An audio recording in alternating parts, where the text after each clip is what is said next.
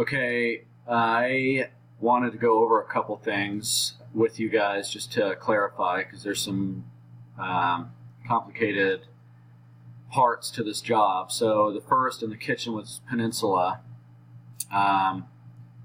Working with Rick yesterday, the 42-inch tall countertop or the bar top that goes on the back, I am going to build a wall out of 1-inch plywood that will be applied to the back and give structural support to the 42-inch countertop.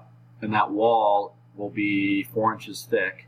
We'll go to the intersection right here. So this will be a 4-inch end finished piece, 4-inch wall that will end at the corner of the existing wall there, and will be paneled on the back.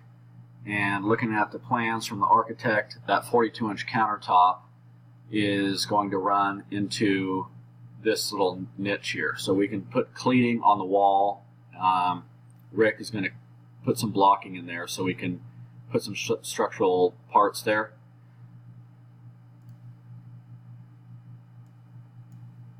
And then that 42-inch countertop will run on here. And there is not a 42-inch countertop here. This is all finished, the Peninsula, finished height at 34, and then the bar top's at 42. We have this figured out. Rick and I worked on that. The fireplace is the other technical aspect of this. So with these changes and not knowing exactly the dimensions after this is all plastered, I thought it would be best, and Rick agreed, if I hold off on this until the plastering is done. And Rick gave me kind of a loose timeline when he thought that would be done, just so I have some hard measurements to then build the legs. And talking with Tina, I know there's a hearth here. Talking with Tina about putting a leg that comes up about a third of the way, and then a second leg that will go up to the ceiling. So as far as some of the reasons why I'm holding off on that are the setbacks and how much space we're going to have in between the cabinet and the fireplace wall. So I'm doing the wood tops here, and this got changed to hickory stain grade. That's what Tina and Teresa came up with, which is fine.